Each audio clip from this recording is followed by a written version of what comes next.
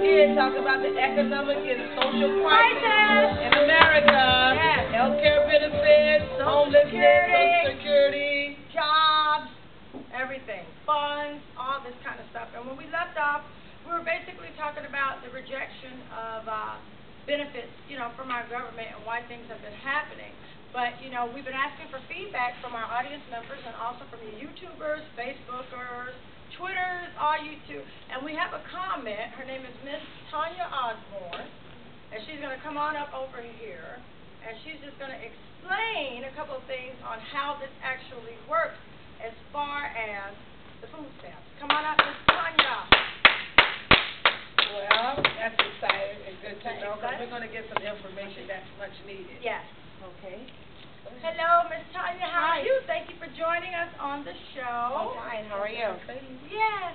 You're probably going to have to go and talk to her so we can get Yeah, that would be great. Go ahead. That's what I wanted to do. That's what you can do. That's your Scoot, choice. scoot. You can do Hello, that. Erica. This is our friend here, Miss Tanya Osborne, one of our faithful audience members.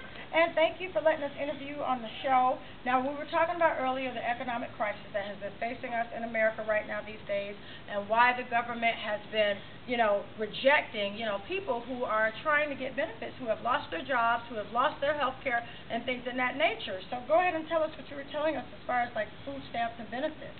Well, my comment is really on the food stamps part, that I found that it's hard, they make it hard for you to tell the truth about what your situation is, because every plus that you and I may consider a plus in our life, like you want to get a car, or you want a part-time job, and the food stamp benefits, it's supposed to be an addition, but they make it more of your only. It has to be the only thing you're getting.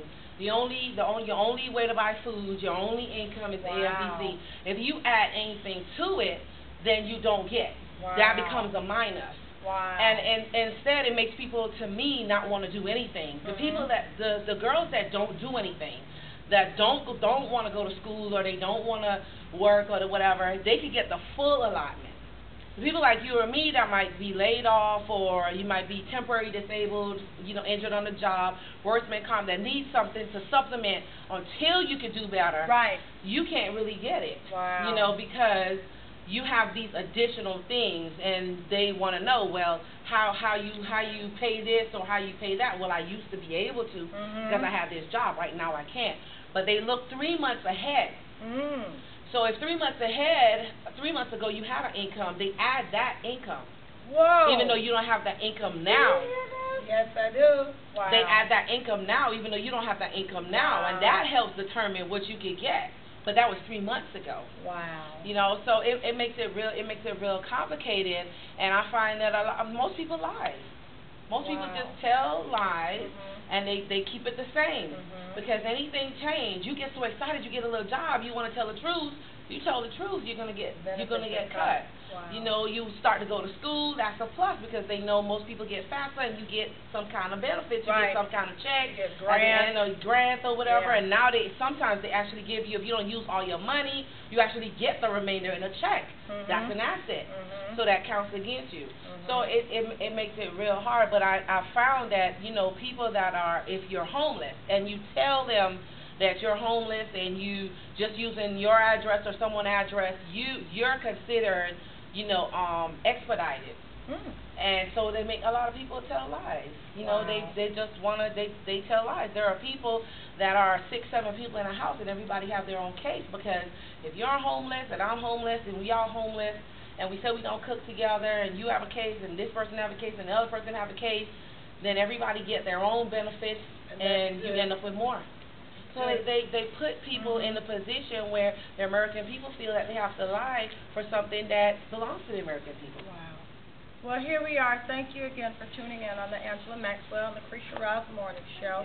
Thank you, Miss Oz. You're welcome. Thank you for the interview. We love you. Love you Thank you so much. And you heard it here first on the Angela Maxwell and Lucretia Rouse Morning Show. Again, if you want more information, hit us up on Facebook, YouTube. You can email us. You can even call us. We're so grateful for that. That was wonderful. And Yes. the insight, you shouldn't have to feel like that. People have to say that they live at different addresses and they don't live with their parents. Like, even with my daughter.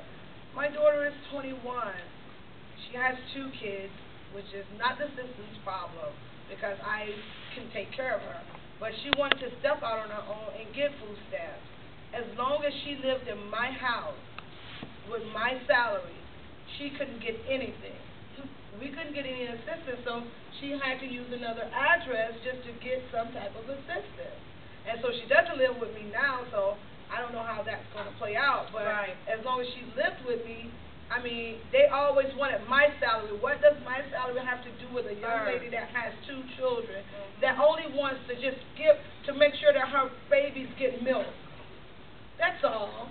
To make sure they get food. It shouldn't be that hard, but I understand. They've made it so restricted. They've put so many guidelines in to where it's so hard for a honest person to get the benefits, you know. And I'm looking at this because I remember when years and years ago, remember we used to get this food stamp book with the money in it. Remember that?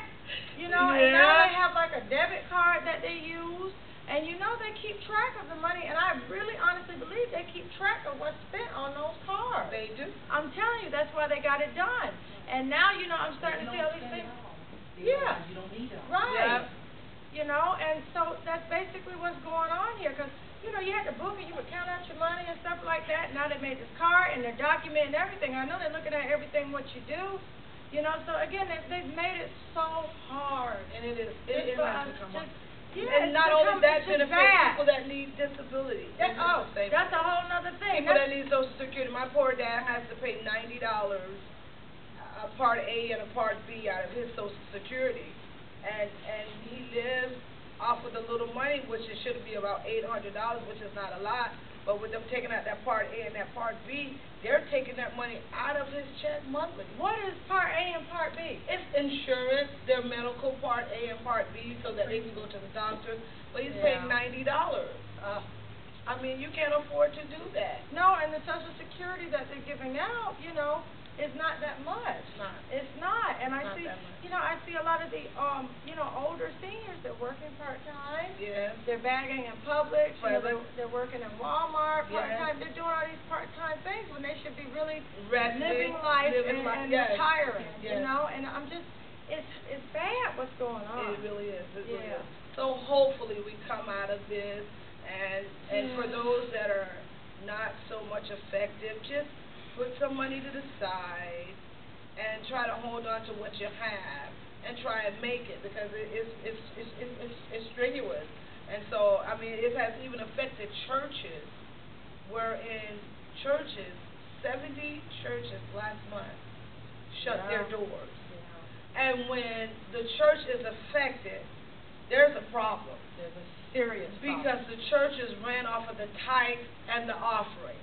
And with so many people out of work, these churches had to literally shut their doors to be no more. And that's heartfelt, because I'm a Christian, and I know that God provides, glory to God, and the people just have to get to that place where they say, Lord, just help us that we can get back on our feet, that we can give our tithe, we can give our offering, because, I mean, he said, bring that meat in my house and I'll keep it in yours. But when they've lost all that they have, the only thing they have is themselves. And just bringing yourself and being the best Christian that you can is great, but you still need finances to keep those church doors open. You do. And it's bad, because if the church doors are closing, America, that means we are in big, huge trouble. Yes. You know, because that is basically what is being desired, you know, to weaken the economical status of this world, because once that is weakened, then everything else begins to crumble. Because unfortunately, instead of standing this nation on God, one God, one nation, instead of doing that, what has happened is that we have built this generation and have built this nation on money. That's right. And that's what has happened. And so now she's a nation under pressure. Crumbling. Under pressure. That's right. Instead of being a nation under God. And hopefully by January 2011, look for my book, The Nation Under Pressure. And I think that will be the biggest and the greatest book that I've ever written, because I believe God has instructed that book for a time such as this. See ya.